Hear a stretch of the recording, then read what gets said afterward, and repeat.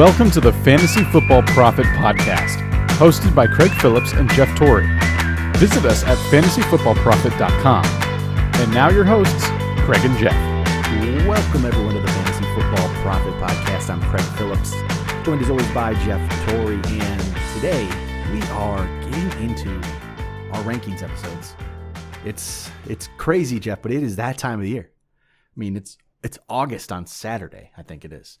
So it is football season. Normally we would say this. It is weird right now. I mean, we should be looking forward to some preseason already at this point, but it's not happening. So it's very strange. But hey, it is football season, rankings time. We're doing quarterback ranks today. We're going to do 1 through 15 on today's episode. So I guess if you've been listening, that means Darius Geis will not be number 1 on today's episode finally. Or will he? It's possible.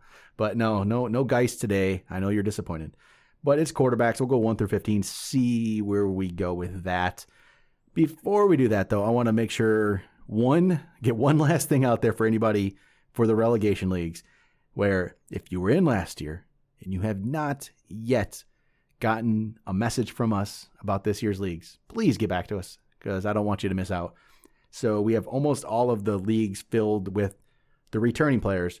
We just have a few more people, and then we are opening it up to newcomers here. So if you want to get in on that, what you have to do here is go to iTunes, leave us a 5-star review, send us a screenshot to either fantasyfootballprophet@gmail.com or go on Instagram at fantasyfootballprophet. Send that to us. We will get you set up with the league. And it's going to be limited, so make sure you get those done right away. We've had a few new people come in. Not sure how many spots we're going to have, but we're going to have, there will be a few, but not, it's going to go quickly once we get going here. So we're kind of setting up drafts right now on Sunday, August 9th is the first one already, Jeff. So Sunday, August 9th is the first relegation league draft. That's less than 2 weeks away. So we got some on the 9th, the 16th, the 23rd, as well as the 29th, Saturday the 29th. So we've got a bunch of stuff going for that. 24 different leagues, which is a lot of leagues. So you might have to draft 1 or 2 of those, Jeff, for me. So we'll do that. But all right, let's jump into these ranks. There's some players we might not have to take too much time on. We've talked about them a little bit ago, is a few months ago about where we rank these guys, but we'll go number 1 and number 2. I just want to talk about these two because it's really not even a 1 and 2. It's a 1A, it's a 1B. It's not even really a 1A and 1B. It's like, they're honestly, if I could put them as a tie, I probably would. It's Lamar Jackson, Patrick Mahomes. Our consensus ranks put Lamar Jackson 1, Mahomes 2. We both had the same rank of Lamar 1, Mahomes 2. And I guess the tiebreaker for me was Lamar Jackson's running ability. That's pretty much all it is. I mean, that's it, right? It's telling you, I'm not mad at you for Mahomes 1. I'm completely okay with it. I've gone back and forth so much on what I really should do on that, but it went Jackson and Mahomes for both of us, and it's just Lamar Jackson is just, he hasn't been figured out yet. I don't know if he can be. So, yeah, simple as that. So, yeah, nothing, right? That's it. No, I mean, that is it. I mean, it's it. They're great. They're both awesome. They're both amazing. I guess the only question is, in a snake draft, do you pick them in the third, maybe? Third, ooh. That's about, I mean, they go sometimes earlier than that, but. Yeah, I can come up with a roster where I could do that. Is it the smartest one to do? I'm still unsure. Like, I wouldn't hate it. And that is, it all depends on how everything shakes out. A certain amount of running backs and wide receivers have to stay low so I can get them a little bit later in order to make sure I can fill out that. Because can I wait and get a QB at the end of the draft and feel okay about absolutely. So it's a rough one. But I do have to say, if you get Lamar or if you get Mahomes, you definitely are going to have a leg up. I mean, yep. And we can say this, right? Mahomes won people their league 2 years ago. Lamar won their league last year. Yep. Both of them, though, were picked late. Mm-hmm. Now that's can you do the same thing when making up ground, right? Mm-hmm. So, yeah, I don't know. If you absolutely. I wouldn't pick him in the first round. I guess I would go that, like, I would say that right away. But you're not going to fault anybody later on, huh? No. After the first round, I think is fair game. I still probably I can't even say I won't do it.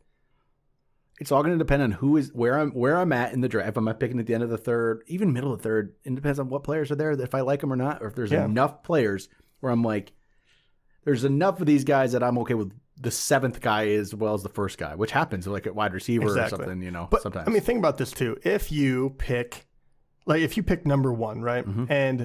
And one of the, so you get McCaffrey, and then one of those guys is left. I mean, you could easily say, okay, I'm going to grab him in the first pick of the third round. Say if one went and the other one didn't. Yeah, that'd be huge. Or grab him and, Kelsey or what. There's a lot of strange things you can do in order to amp up a few positions. And I think Lamar and Mahomes are just that caliber of QB. And I think that is a tier, if you're going to talk about tiers, which is definitely a thing. You read my mind, Jeff. One. I was going to say, there's tier one. Yeah. That's literally it. And I guess we can move to tier two. Yeah, I was going to say, these are the more interesting ones. The tiers in quarterbacks this year are just, we'll talk about them as we go here. It's so simple, these tiers. This is tier two. Tier two starts off for us with Russell Wilson. We both put him 3. So we're up. I think we've always just been more Russell Wilson guys than some people. It's only 1 spot ahead of consensus ranks, but it is 2 spots ahead of ADP. He goes 5th in ADP. I just feel very comfortable with Russell Wilson. And he has, 2 decent guys to throw the ball to right now with Lockett and Metcalf. Metcalf's just going to be, man, I want to move Metcalf up my ranks. That's for 2 weeks from now, but I feel really confident in Russell Wilson. I really do. He finds his way 3rd. It's just the track record with this guy. He's just so good. And I feel comfortable with him. Yeah, here. Very safe. And that is the big one. If you get him, he's not going to let you down. He has never missed a game yet. The lowest he's ever ranked was 11th as far as a QB, and that was 4 years ago. He's, finished 3rd or better, 4 out of the 8 years. So very, very solid. He does run a little bit. He makes very good decisions. And like you said, he is getting a few weapons, which is really wonderful. Yep. So, nothing more than that. But I think the next couple of guys, if I'm assuming, definitely have more volatility. Yep. So Russell's the start, I would say. I mean, for us, he's a clear-cut 3, but that's completely not for everybody. So the tier, it's Russell Wilson. I'll go in order here, what we ended up. It's Russell Wilson, Dak Prescott, Kyler Murray, Deshaun Watson. That's the next tier. We did not rank them all like that. That's how our consensus came out. So Dak is our number 4. I put him 4, you put him 5. I mean, Dak's he's been very good. He has some of the best weapons out there. I mean, there's not many. I mean, how many more actually have better weapons than him? Mahomes? Yeah, Mahomes does. I mean, Lamar really doesn't. Lamar doesn't have better weapons than this. No. So it's Dak has to be there. I mean, 4 or 5. I'll give you 5. I'll give you that. So, but I mean, it's Cooper, it's Gallup, it's CeeDee Lamb, it's Zeke. It's just ridiculous weapons. So he finds himself 4. We end up with Kyler 5, which was 4 for you, 6 for me. I mean, So it's all the potential there with the running 100%. And everything about it. So Kyler showed a lot last year, and I almost hesitate to put him at number 4 because immediately, people want to reach and go and get him. 4 is, I'm putting him above those guys, right? And you're talking about Dak and Deshaun Watson because I do think that, look, Dak is pretty safe. I guess I could make that argument that he should be behind Russell if you want to take the safe player. But I think right there, they're so close. Dak had a breakout year last year, really. I mean, he finished 3rd. He was very, very good. He was. And I do like that. But you also have Zeke, and I think he did a lot of things that he played Dak had 4,900 yards and 30 touchdowns. I know, and I just don't think he's going to throw for 4,900. No, not at all. I don't. Probably 4,000, but yeah, sure. And that's very good. But Kyler, I think, will run more. And Dak, how many does he have? 6 rushing touchdowns every year? Am I misremembering that? I wish I would have not closed out my Dak Prescott page really quick before you asked that question. Yes, he had 6 rushing touchdowns each of his first 3 seasons, and then last year he had 3. Okay, so it's coming down, but the attempts didn't change, the yardage didn't change, just 3 less touchdowns. But that kind of feels fluky. Then that just feels like it's an outlier. So either way, I think Dak is a very good player, and I don't feel bad about getting him over Kyler Murray. what I saw from him and the weapons around him, especially getting Hopkins, you have Kirk, you still have Fitzgerald, you have Drake, who can catch the ball out of the backfield and he runs. It just feels like it's setting up to, hey, he's going to be the next big thing. If you want to take a safer pick, take Dak. Me personally, this is where I would split hairs and I would go, okay, I'm going to take the risk on Kyler. That's where it comes down to. And then I'll say Deshaun is 6th. I guess the only question mark with Deshaun is just his weapons aren't. He doesn't have DeAndre Hopkins, and is he the same without DeAndre Hopkins? I think he's going to be very good, but don't have DeAndre Hopkins. That's a big deal. It's a lot of this is going to depend on what Brandon Cooks is and if he can play, because I don't feel comfortable with David Johnson being able to help him out very much right now. I still feel like David Johnson's done. I could be wrong on that, but I don't feel great about it. That's the only thing holding Deshaun back to 6 for me, or 5. He's 5 for me, 6 for you. I put him at a Kyler yet, just because Kyler's it still hasn't. I guess I can't say he hasn't done it, but yeah, he's very, very good. And you look at what he was able to do last year, and really the big difference, he finished 5th and he missed a game. But the only person I'm putting above him that didn't finish above him last year was Kyler Murray, right? And you can say, okay, well, he missed the game, so technically he should go up. But I'm taking 2 points a week away from him because of Hopkins. I think that is completely fine. Is he going to be close? Absolutely. But that's why you really have to split hairs and say who has the more upside. I think all of those other guys do, rather than Deshaun without Hopkins. And I think Cooks and Fuller, I think that's good enough. And Cobb. Yes. Injuries is what worries me. It's not the talent. It's injuries. The week in, week out. And like you said, the backfield can't help them like a Drake or a Zeke or, All right. So that's the tier 2. So here to me, this is tier 3 to me. This is tier 3. I'm going to list off tier 3 here. Josh Allen. That's it. I think that's tier 3. I'll be honest. I think Josh Allen. Actually, I'm okay with that. I really think, am. You know what I mean? I think he's stuck to, he's 7 for both of us. And I think he's kind of stuck at 7 all preseason, all off season. He's stuck there. He's at 7, and this is not okay. Josh Allen is not a better quarterback than the players that we're going to list after this. He's not. He's a better fantasy quarterback though, with the running ability. The running ability that we had no idea Josh Allen had coming into the league 2 years ago. That was a surprise, and that's all it is. It's that running ability, and maybe he improves. He did improve from year 1 to year 2. He was a better passer. He's still not a great passer, so 58% is not good in the NFL. It just isn't. No, but he did come from 52. Yeah, exactly. It was a big he jumped jump. up 6%. He jumped up 1,000 yards. He jumped up 10 touchdowns. Yeah, and his picks went down. Yeah. And rating, everything, he was better. He was a better quarterback. Yes. Hopefully, who also was a better quarterback from year 1 to 2, I think, was Mitchell Trubisky.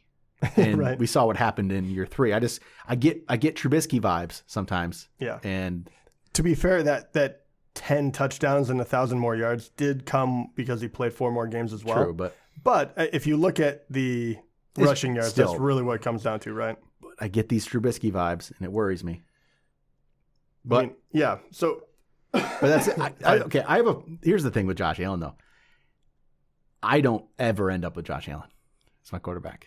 No, I don't either. It's this tier because I think once you get to this level, I don't end up with Deshaun Watson either. I'll say that. I don't really. No. Once it goes on beyond Jackson and Mahomes, maybe I end up with Russell Wilson because sometimes he falls. I don't usually end up with Dak, Kyler, Deshaun, or Josh Allen. That's the way I draft. I don't end up with those guys. It just doesn't ever work out for me. So I don't really have to make this decision. So I'm fine. So all right, next tier. So that was tier 3. Josh Allen was tier 3, and now I go to what I call the old man tier. Yeah. This is the old man tier with one other player mixed in because funny thing is he actually will not mix into this list, but he would on mine. So it's the old man tier plus Carson Wentz. I'll say that. That's the tier. The old man tier, our ranks will put it as Matt Ryan, Tom Brady, Aaron Rodgers, Drew Brees, Matt Stafford, and then Carson Wentz right after. So Matt Ryan's our 8th, which is 8 for me, 11 for you. And actually it was a tie between Matt Ryan and Tom Brady. So I had Ryan 8, Brady 9. You had Brady 10, Ryan 11. You know what? Honestly, this whole group, you can mix them all up. They're so similar. Yeah, it doesn't matter to me a whole lot. And everyone knows now, I like Aaron Rodgers better. And obviously, you have him at 8. I ranked him higher. I'll say, so you have Rodgers 8 and Breeze 9. So you went Rodgers, Breeze, Brady, Ryan, and then Stafford. I went Ryan, Brady, Wentz, Breeze, Rodgers, Stafford. So yeah, I've Wentz. You have Wentz. You have Wentz further now. You're just not a Wentz guy. And I liked him for a long time. I just don't see a whole lot of upside with the wide receivers. Wide receivers are poor. Yeah, I don't feel great about it. I think I like Wentz. I do too. I think he'll have a good year. But so I mean, I don't have a lot to say about this because I am okay if you mix and match these however you feel. Tom Brady and Matt Ryan, though, the reason they went higher for me is just the weapons. They have more of them to me. So Matt Ryan just with Julio, with Calvin Ridley, and I'm a big Hayden Hurst fan right now. I think Hurst is gonna be good. So those 3 players alone, I really, really like that. And I mean Todd Gurley too. I'm a Todd Gurley fan. So it's the weapons for Ryan's why he's up there. And then Tom Brady, obviously Tom Brady's weapons. I mean, everyone knows who he has. It's Mike Evans, it's Chris Godwin, it's Gronkowski, it's maybe OJ Howard too. I don't know. You know, that the weapons are really, really good there. So that's why those 2 went ahead for me. So you went with Rodgers and Brady. You went with the trusted guys who are always good in fantasy. Rodgers maybe not as much last year. We've talked about Rodgers a lot, though. We talked about him last week. And it's not like he fell off that much. And Brees was really good in fantasy last year. And he has Michael Thomas to throw to. Yeah, his weapons are really, really good. And the only thing I do worry about Brees, I mean, he's going to be 41 this year. His numbers, even though, 4 years ago were prime, they're unbelievable. He is such a good quarterback. But the last 3 years, his completion percentage actually went up, which is pretty incredible. But the amount of yards has gone down a bit. And I know that he was hurt last year. You take that with a grain of salt. But, he went from in 2016 when he's 37, he threw for 5,200 yards. It was ridiculous. And then the next year, he drops all the way down to 4,300, which is still a very good year. The next year, almost 4,000 yards. And then he was hurt. So it's a little misleading, but 3,000. And it's weird too because when he was in 2017, when he, fell all that way down to 4,300, still a good year yardage wise, all the way down. Huh? Yeah, but he only had 23 touchdowns. It was kind of a bizarre thing where I don't know. It's kind of an anomaly. He still has Michael Thomas, but you have a very good backfield. They can do anything they need to. They have and that's Emmanuel what it Sanders comes down now to too, right? Yeah, and I like Emmanuel Sanders. So, in saying all of this, I think he is a very good quarterback. I think he's safe. Do I worry about a decline? A bit, and that's why he's kind of in this jumble. Otherwise, maybe I would think of him a little higher. Tom Brady, actually, the person that does have better weapons is Tom Brady. He does. He might actually have the best weapons in the league right now. Ryan's, I guess, depend on what you think about Calvin Ridley. So I'm higher on Calvin Ridley than you, I believe. I like him. So. But they also have Todd Gurley now, and I think that it will help Matt Ryan, but I think that the sheer amount of passing that he'll have to do probably goes down a bit from last year. So I can make an argument for either one of these. I did it by how I felt, how comfortable, and what risk I'm willing to take. Tom Brady, hey, if you're right on him, kudos to you. You're going to be absolutely flying high. If you're wrong, I'm going to look like an idiot. Mm-hmm. It goes down that way. I'll say I end up with quarterback, though, in this range. This is kind of where my quarterback ends up. It's right here almost every time. And that's why, I talked about, but Aaron Rodgers, I get him in a lot. Actually, there's a few more in probably the next tier down that I have been getting a lot because these guys, even though I feel very comfortable with them, I can even wait a few rounds longer and get the next guys, and I think they're very close to them. We'll talk about a lot of them next week or next episode. Oh, that's right. Yeah. Well, we got more to do. I forgot. We're splitting this one up. We're splitting this thing up. We're only going through 15 today. So we got background noise, Jeff. What is going on here? Our mascot is going wild. Yeah, I guess so. All right. So the guy we didn't talk about in this was Stafford. So Stafford, I love Stafford, obviously. Lions fans. I mean, hopefully he'd win us a playoff game, though. I mean, that's what I really want him to do. I don't really care about his fantasy numbers. But if you want to look at his fantasy numbers, weeks 1 through 9 last year, he got hurt after week 9. In that span, he was, in points per game, the 6th quarterback in the league. 6th. The only ones that were ahead of him, Lamar, Russell, Watson, Dak, Mahomes. Those were the players ahead of him in weeks 1 through 9. Lamar, Russell, Deshaun, Dak, Mahomes. The guys up the top. Stafford was 6. He was the 6th. So Jeff, what is going on over there? I'm just watching it happen. But Stafford was the 6th best quarterback through those weeks. And then he got hurt and didn't come back. So he has Galladay. Marvin Jones, I think Marvin Jones is going to still play pretty well. Hawkinson, this is God, hopefully Hawkinson lives up to some 8th. Oh God, I don't want to do this again with a tight end and the Lions. Can't do it. He has to be good, right? When we get to the tight ends, I have some good Hawkinson stats that will hopefully put your mind at ease and think it's a better pick. I really don't think it will. It does. It does. That's a few weeks from now, but I'll hopefully convince you Hawkinson's good. But Stafford, he still though falls for us at 12. He was 13 for me and 12 for you. Just I don't know. It's just why I can't even explain why he's after those guys. I just feel more comfortable, I guess. Just knowing how things go with the Lions. So Stafford went to 12 for us. So 13 was Wentz. I had him 10th. You had him 16th. Again, we said a little bit about him. You don't like his weapons. I get that. And I guess, he has maybe a rookie there. He has, who else? Who's he? Yeah. I mean, this is he has Ertz. He has Ertz and Goddard, though. Yeah, and I like both of them. I think the cumulative, he's never really bounced back to the level that we wanted him to be after he had like that near MVP season. And then he got hurt. Foles comes in, wins the Super Bowl. The years after that, he for 11 games, he had scored 3,000 yards, 21 touchdowns. Last year, 4,000 yards, which is good, 27 touchdowns. I don't see the numbers getting better than that.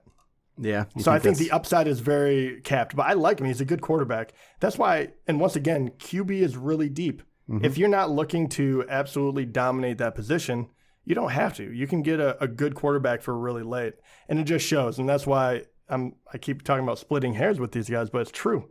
And who would you rather have? Tom Brady, who might, have similar numbers to that, and you're kind of like, who's going to get more touchdowns? Someone that has Evans, Godwin, Gronk, and O.J. Howard, or is it going to be him who has a much better running back and no one I can really name that is a really red zone threat, established red zone threat. Ertz and, Ertz definitely, but other than him. So Wentz is an interesting one in ranks. So in consensus ranks, he's 9th in the consensus ranks. He's actually all the way up at 9th. But ADP, he's going 12th. So the experts like him better than the public, which I think I'm on the right side there. Yeah, maybe. We'll find out. I mean, it all depends on who we're taking ahead, right? Yeah, and when. That's a big one too. I would not want to obviously reach for Wentz. That's the problem. If Wentz goes higher than some of these guys, I'm not gonna get him. I want these other guys. Yeah, I just want I want to wait the longest and still get one of these guys in this tier. Well, that's my plan. Here's a question. For ADP, where is Stafford going? So Stafford ADP is going... Oh, where'd it go? Where is he?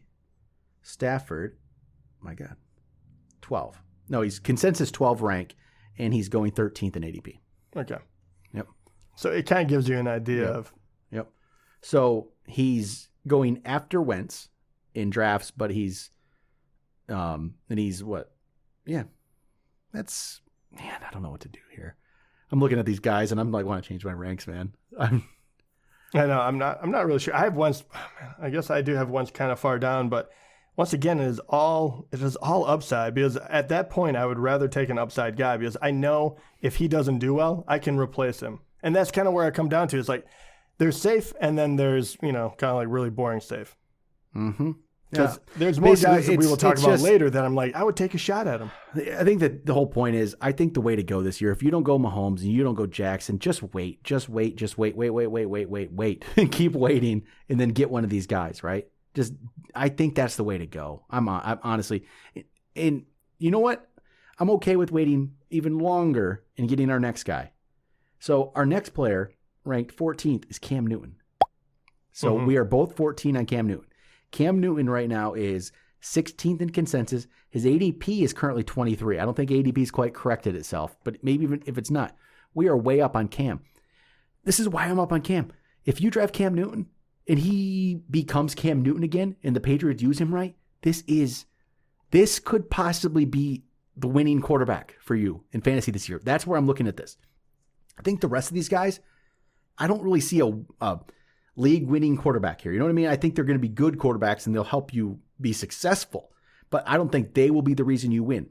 Cam Newton, to me, is that potential league-winning quarterback. And you know what? If he's not that good, you know what you do with him? You waive him. You go pick somebody else up. Like you said, there's other guys after this. You get Cam Newton. This is, to me, this is the league winner. This is the possible league winner down here. I don't see it as much right now like I saw last year. Like we both saw Lamar. We knew that was the play, right? I don't see that right here. Cam Newton's the only one to me that even comes close to that. It's Cam Newton. If he's healthy and he's Cam Newton from years ago, not even that long ago, if he's Cam Newton again, this could be the winning play. So, man, I became a big Cam Newton fan. I'm telling you, this is the league winning move, I think. It very well could be, and we're talking on the low side. He rushes for 400 yards, and he scores. The lowest he's ever scored is 4 touchdowns rushing. And you pair that with a Belichick offense that can check down. He doesn't throw quite as many interceptions, and you get 20 touchdowns passing, and you probably have 3,500 yards perhaps. And all of a sudden he's in that discussion. You have a couple of games. Once again, I've said this before, but I think watching how they're going to use him in the red zone that first game will tell me a lot about how good that pick is. Because if in the red zone, all of a sudden they have, some Lamar Jackson type, am I going to hand it off? Am I not? Am I throwing it? All of a sudden, he's going to be very difficult to guard. And in New England, that is going to put up some really good points because they move the ball no matter who's behind center. I'm getting excited thinking about this. Yeah, it's really great. I like it. The fact that he can run, I cannot imagine what Belichick could do with him. Yep. And this is assuming he's healthy, though, once again. I know that he is healthy enough to play, but is he Cam Newton of old, or is he Cam Newton that is a little bit slower? Yep. Because he's getting up there in age, and that guy has put a lot of wear and tear on that, that amazing athletic body. But it's just, the harsh truth of the NFL. All right, so let's end this thing off. Number 15 for us. You know what? It's actually a tie. So we'll go with 2 of them here. We'll end up with 16. We'll go 15 and 16 because I can't hold the other one back. It's Baker Mayfield and it's Ryan Tannehill. So those are our 2 here. I went with Baker at 17, Tannehill at 19, and you went Tannehill at 13, Baker at 15. You are a big Ryan Tannehill guy right now. So Ryan Tannehill he is the most overlooked quarterback. Is he though? Ooh, interesting. So he was good, right? But the last thing on my mind, the last thing I remember about Ryan Tannehill is Ryan Tannehill taking the ball from under center and just handing it to Derrick Henry. That's all he would do. Let's just give it to Derrick Henry again. Just back to Derrick Henry, back to Derrick Henry. And that's what Tannehill did. That's my lasting memory of Ryan Tannehill. No, that's true, and they did very well doing that, but they cannot do that for an entire season and win in the playoffs, right? I mean, they're going to won some playoff games. They did by handing it off to Henry, and that's great. And they had a good lead. Yes, and also Ryan Tannehill from weeks 8 to 17, which that he took over in week 6 or 7? Yep. From 8 to 17, so more than half a year, he was QB5. That's decent. Get the F out of here. Your QB5 is decent. Get out of here. So most overlooked. Week 1 of the playoffs. Disrespect. Week 1 of the playoffs. 8 of 15, 72 yards, 1 touchdown, 1 pick. Week 2 of the playoffs. 7 of 14, 88 yards, 2 touchdowns. What is that? We don't. Fantasy doesn't play in playoffs. We don't care about playoffs here. Man, it's poor. Averaging 22.76 points per game as QB5, and he played one less game than Jameis Winston and Ryan Fitzpatrick, who were ahead of him. Look at that. He actually would have finished 4th. I mean, the guy he does have upcoming weapons. We both like Jonnu Smith as tight end. We both like A.J. Brown. And we both, no one else likes any other weapons on his team, but I still believe in a few of them. Do you still believe in Corey Davis? I'm hoping that. Not believe in Corey Davis. You just have this yeah, he's still a very good wide receiver. I think please, as a number Corey 2. Davis, just do something. Yeah, I think that. I remember one catch from Corey Davis a couple years ago. I can't remember. I think it was like the end of the season. I remember this one catch, and I'm like, that guy can play. And that was the only time he ever could play. Yeah, he did it once. He's never really had a quarterback, I think, that maybe could turn around. AJ definitely, just leapfrogged him like no one's business. But saying all that, I think, and having Henry in the backfield never hurts. As soon as you see that guy even faking a handoff, everyone comes in. I mean, they're like, okay, we're going to need 8 guys to bring him down. This is simple math. But anyway, that is why I like Tannehill so much. I think he is underutilized. If I end up with him that late in the game, I love it. I love it. And then, sorry, Baker Mayfield, we didn't talk about you. Yeah, and then Baker. I like Baker too, but he is completely my Hail Mary. Yeah, I hope he bounces back. He also has maybe he has the best weapons. Odell and Jarvis and Kareem Hunt and Chubb and Hooper and oh my gosh, he does have the best weapons. Yeah, he has some. He has the best potential weapons. But they got Stefanski there, who just wanted to run the ball in Minnesota. So what's going to happen? Is it just going to be a Chubb and Hunt thing? Who knows? Maybe. But Baker was better in the second half of last season. He started very poorly. He was better. You hope that extra year now with Odell. That's the key here. I mean, Odell could become Odell again, and it really changes things. So and I feel like I keep repeating myself on all these different points, but the real big thing about Baker Mayfield and why I put him up this high, even though he really disappointed last year, was first of all, you get rid of the head coach, you bring someone else in, and they quote unquote rebuilt the offensive Freddie line. Kitchens was pretty bad. Yeah, rebuilt the offensive line in 1 year. And when I say that, I mean you pretty much you go out and you get a veteran tackle and then you draft a tackle.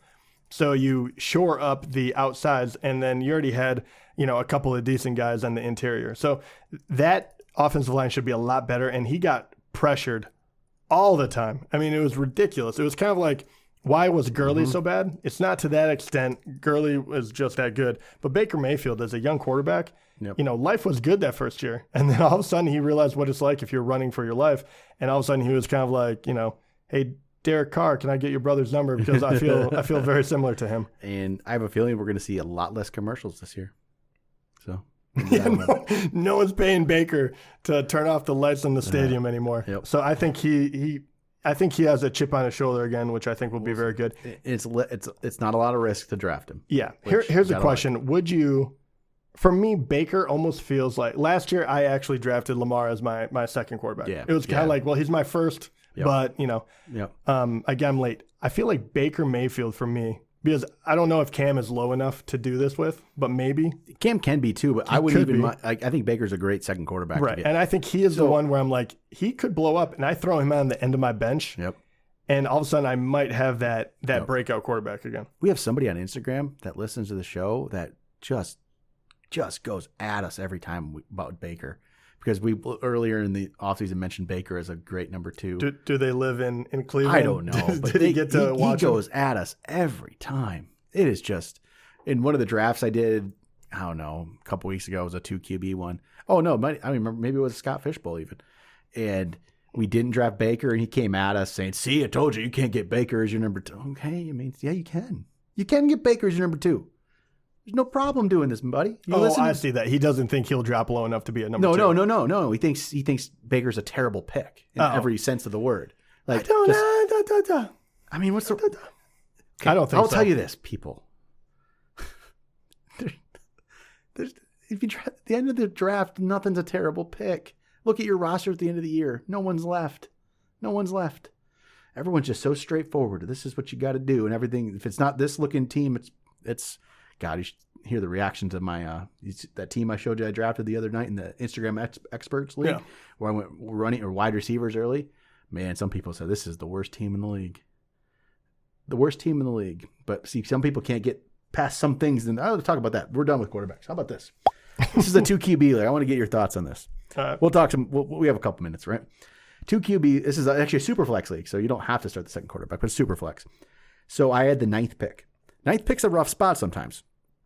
So at the 9th pick, early on, Mahomes and Lamar went because this is super flex, and then 6 running backs went. So 6 running backs, Lamar and Mahomes. So people said this was a bad draft because I didn't have running backs early. What would you rather do here? Have the 7th running back or have Michael Thomas? No, yeah, that's a good thing. And this is what I'm talking about too, is like in that situation, you have to make the quick strategic thought. Yeah, and the big one is, what? So yes, Michael Thomas all day. That's who I take because I think he's that good. But now immediately you have to be like, what running backs can I get? Maybe though. Maybe. If another run happens. So this is where sometimes you got to zig when everyone else zags, right? You got to sometimes just, why am I going to do the same thing everybody else does? It doesn't, let's try something different. Yeah, right. Well, so second pick comes around, and guess who's staring me in the face yet? Davante Adams is there. So I went Davante Adams. I now have Michael Thomas and Davante Adams. People are probably like passing up running backs. Crazy, right? But I don't love any of those running backs.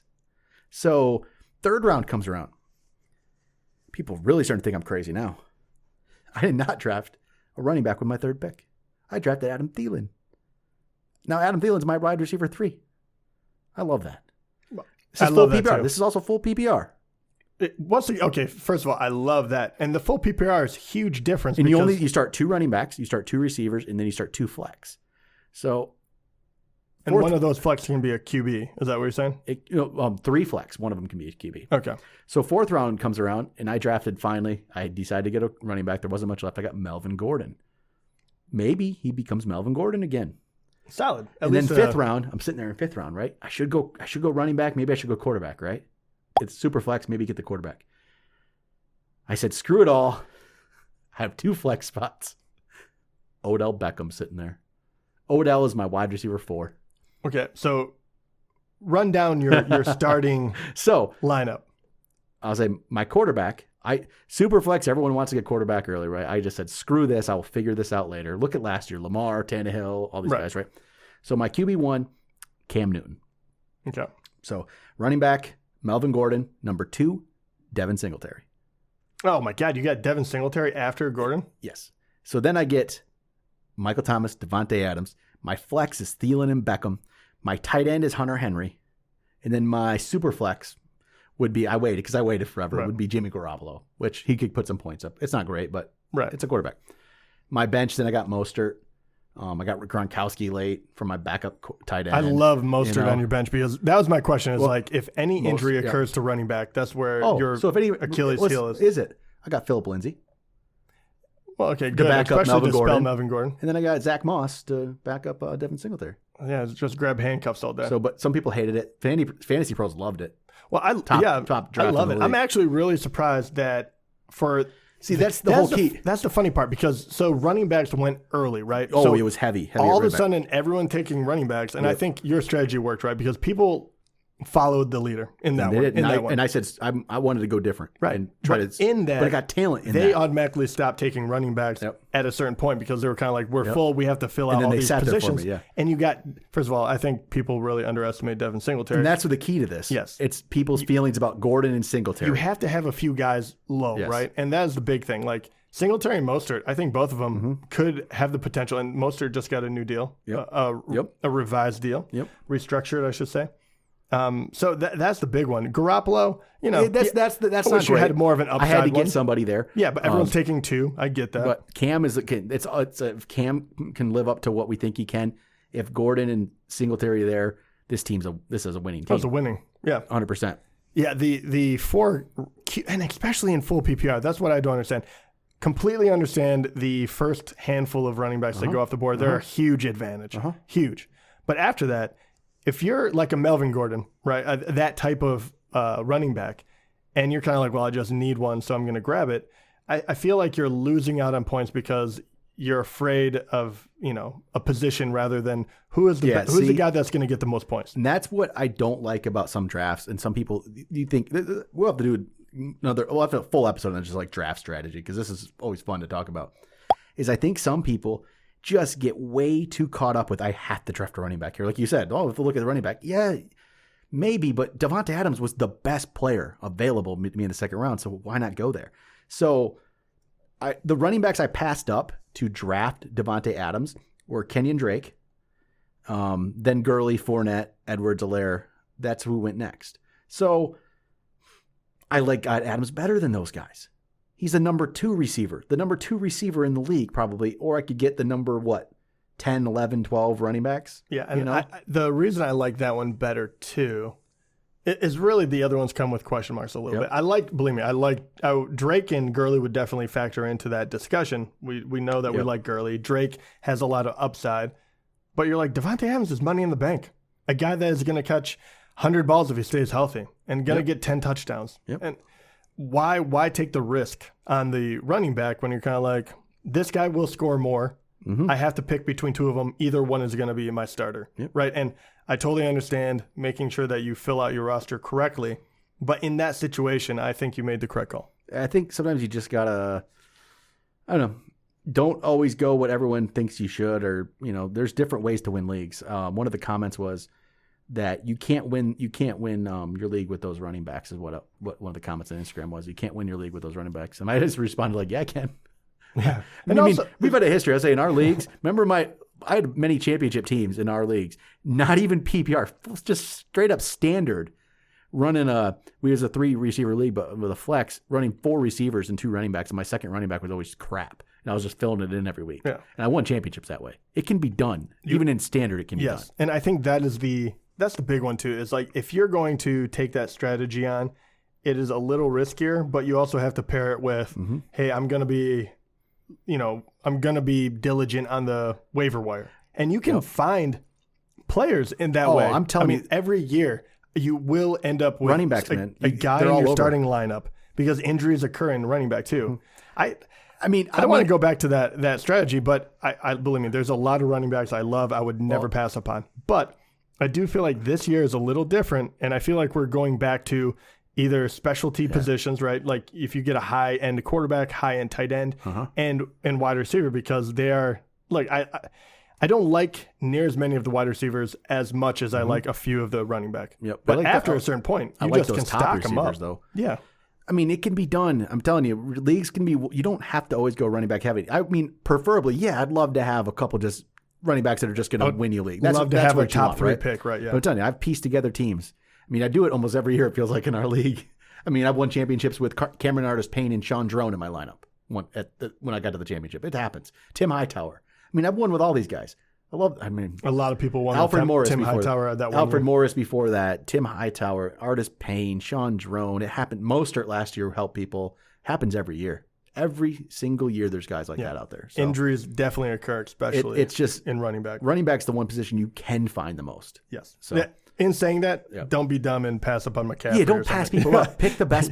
That's the thing. I really think picking best players available is really the way you should go. And don't go into a draft just thinking I have to get 2 running backs, or I have to just let the draft come to you and switch it up on the fly if you have to. But I don't know. We'll talk draft strategy again some other time. But that's gonna be it for quarterback rankings episode.